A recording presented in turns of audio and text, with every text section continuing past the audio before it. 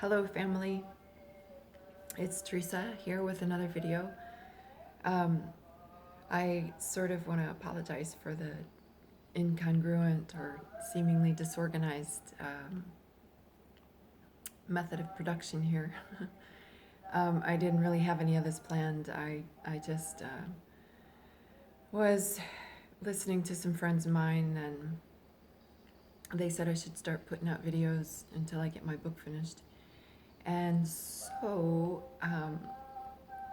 that's what I'm doing. And then a very dear friend of mine a couple months ago said, you should probably also do an introduction of yourself video. So that's what this is. And I believe it'll be in 2 parts.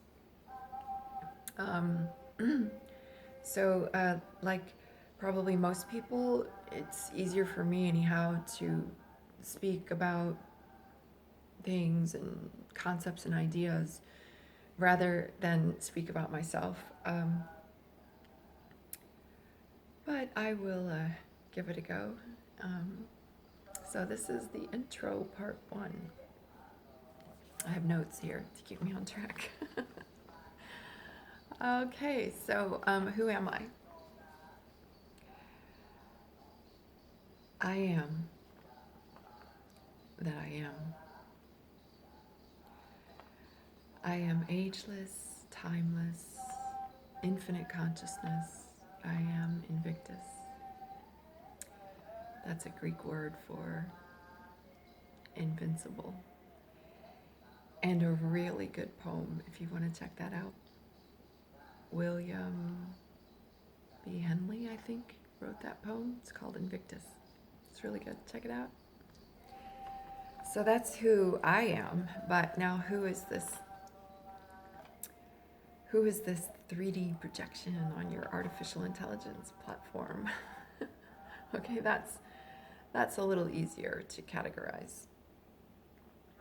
Okay, so my name is Teresa, and I was born on 11/11/1969. And for those of you who are into numerology, you can add up 11/11/1969 and come up with 29, which is 2 plus 9, reducing to 11. I have been referred to, I don't like this word, but many people have said to me that I'm, like a teacher. And I don't really resonate with that word so much because I believe that we're all teachers and we're all students simultaneously. But nonetheless, I have a very long memory, and so I have some things to share. And if they resonate with you and if they help you along in your journey, I'm honored to share those with you. So here we go. Just a disclaimer real quick. If any of the things that I say draw you into polarity, whether that's anxiety, fear, sadness, whatever, just know that that's not my intention, but let that be something to guide you along the way as well, because I'm not a victim. I am the captain of my fate. I am the master of my soul. I create it all. So here we go. On 11/11/1969, I was born into a satanic cult. The lineage of my mother and my father, all the ancestors on both sides of the family, were very traumatized, deeply, deeply traumatized and haunted. And there was a lot of violence. There was a lot of abuse, physical, emotional, psychological, sexual even, yeah. pretty typical cult stuff. um, a lot of neglect. Um, it was not easy, let's just say, growing up in the family that I chose rather, to incarnate into. So outside of the family unit comes, like, when you're like 5, they start sending you to school and stuff, and church as well. You have to go to church. Well, so for me, it was, we went to parochial school, and in this school, I was anyhow, I was always in trouble. um, I got called into the principal's office pretty much, well, routinely, let's just say, at least once a week. And I was beaten in there by the nuns, the good old Catholic school nuns. And then, of course, beaten routinely at home as well.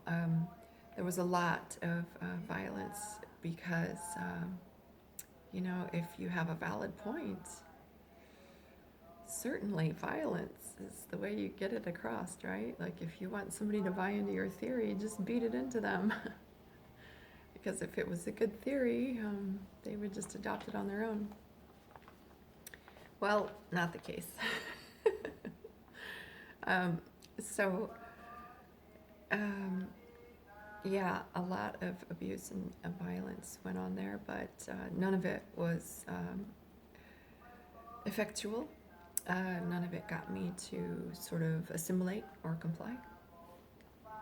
In fact, the more that they inflicted this violence, the more sort of determined I became not to assimilate into this dysfunctional environment. But I gotta give them an A for effort, because they kept trying. So that went on until I was like in the 6th grade, I think, 5th or 6th grade. I was kicked out of Catholic school and put into public school. So school, it's a joke, really. But public school was like, well, in the 6th grade, I was learning the things that we had already covered in the 2nd grade in Catholic school, so I hardly had to crack a book. I just made straight A's all the way through high school. Anyhow, school, yeah.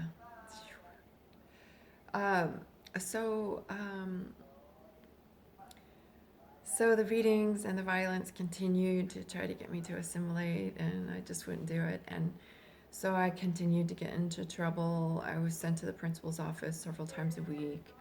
I was sent to detention, because when 8 hours of prison is not sufficient, they want to keep you another 2 or 3 hours or 4 hours. I don't remember how long detention was. But I was always in detention, and that didn't work, so then they started suspending me, and which is like kicking me out, but not permanently like the Catholic Church did. They just kick you out for, I don't know, a week or 2, and then you can come back. And anyhow, so none of that seemed to work. By the time I was 15, I already had like 2 or 3 part-time jobs. So if they kicked me out of school, I just went to work, and no skin off my nose. Right. So,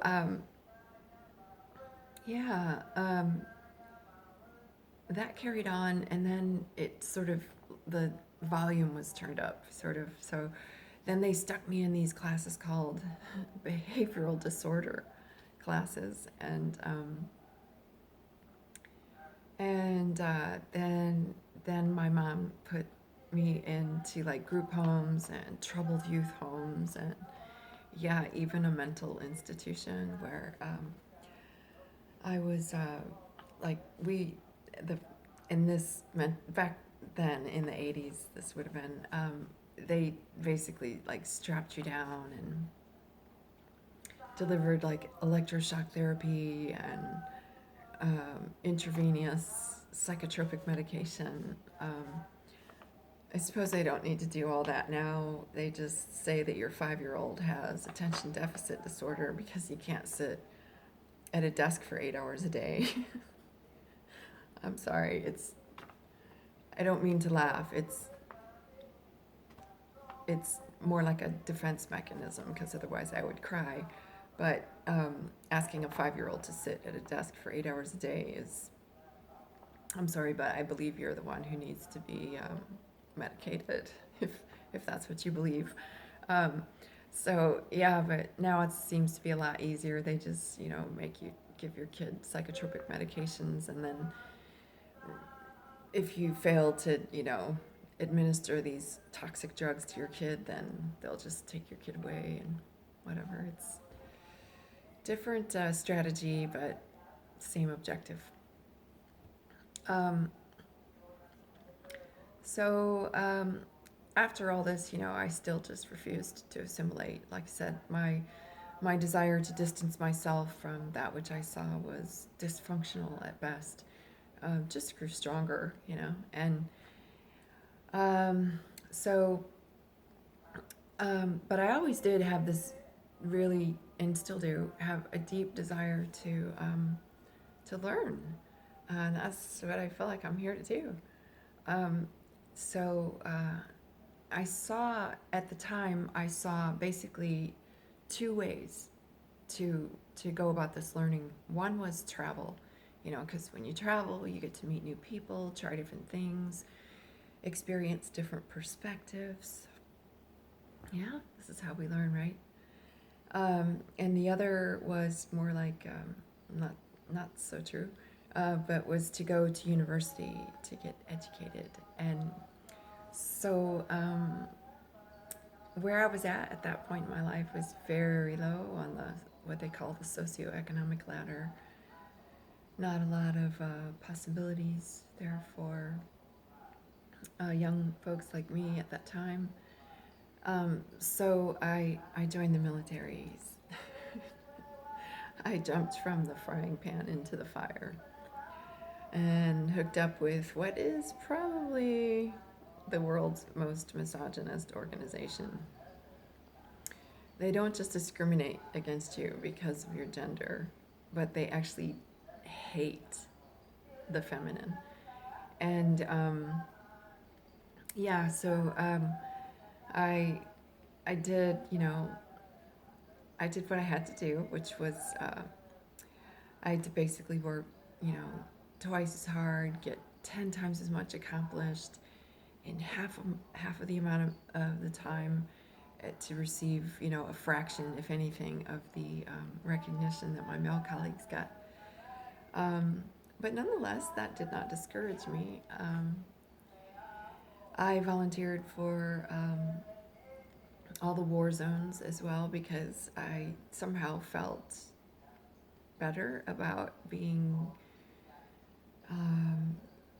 captured or raped or murdered by the so-called enemy than I did by my colleagues back in garrison. Yeah, I was a good little soldier. I, excelled in everything that I was told to do. And I ended up getting like all these, they call them medals and ribbons, right? It's like your sign, it's like a badge of honor or a badge of dishonor, perhaps. And there, you have to wear these medals on your chest. Well, like I had so many of them that they, like, the top of them were hidden underneath my, the collar of my shirt. So, I didn't really wear my medals too much because it just drew more unwanted attention and jealousy from my male colleagues. So, they also sort of rewarded me with a commission.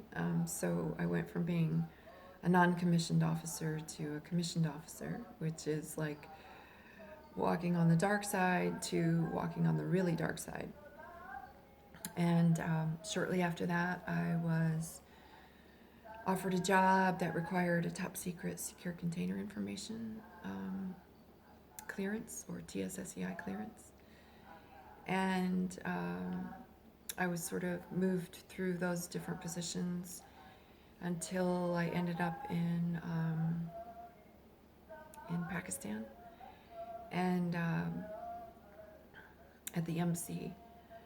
And I'm not at liberty to discuss what I did there. I had to sign a non-disclosure agreement, basically saying they had the right to kill me if I disclosed any of this information. And they've tried as well, but that's in part two. But suffice to say, it was a really dark place to be. I was screened by the CIA station chief for further employment, for more promotions or whatever. I don't know. So you don't just like get interviewed for the CIA. You have to you have to be screened first, right? You have to be, first of all, within the secure container information world. And then you have to, meet certain criteria. Your IQ has to be a certain level, and then they basically screen you to judge to see how much of a psychopath you are. If you have really psychotic tendencies, and then you will be a good candidate to work for the CIA. So you just take off your uniform and start doing other things, and you still get your paycheck though from the DoD, but you're actually working for more of the covert operations than you are the overt. So I'm happy to report that I failed the screening, but the stick came soon after that carrot came the stick, and the stick was a couple of CIA handlers, and these folks really are psychotic. They just make your life miserable, and they attack you on so many levels, to basically give you a heart attack or convince you to commit suicide, or something deleterious like that. Because at that point they say, well, she's not psychotic enough to carry on with this mission. So they also have access to technologies that no one's really heard of yet here on the planet, but it's going to be disclosed this year, I believe. But basically they can pick out your signature frequency and anywhere on the planet, right? And hone in on that with weapons, weaponized frequencies, to mess with your bodily functions and your heart rate, and even put voices and emotions into you that aren't yours. So those kinds of things are deployed simultaneously with the handlers, who basically just make your life hell. They usually outrank you, so they can get away with a lot of that.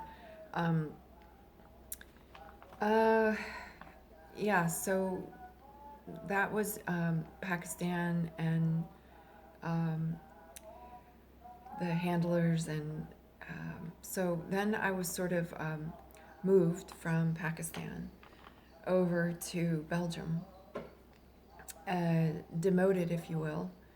Not in the sense that my job responsibilities were lowered or anything like that.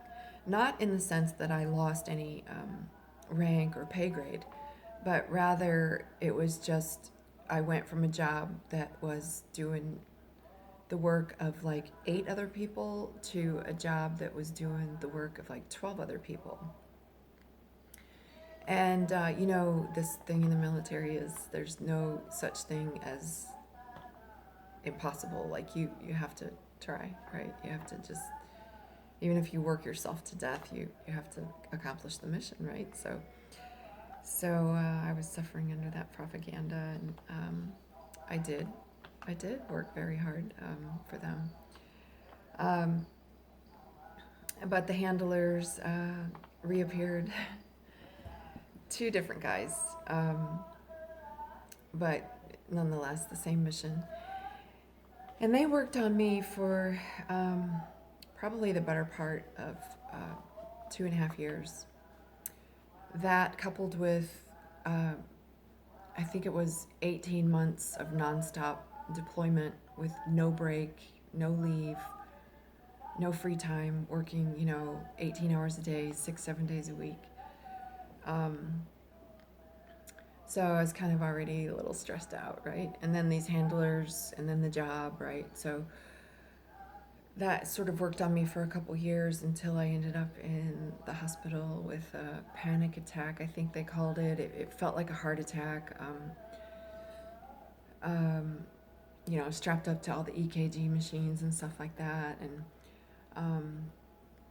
they had also, when I arrived at NATO, the North Atlantic Terrorist Organization, they also, in this underground military base where I was working, they also made me take these mandatory psychotropic medications, along with all the other pharmaceutical drugs I was already being prescribed for everything. um, so, yeah, I ended up in the hospital, and that was technically the first attempt on my life. And that takes us up to 2009, I believe.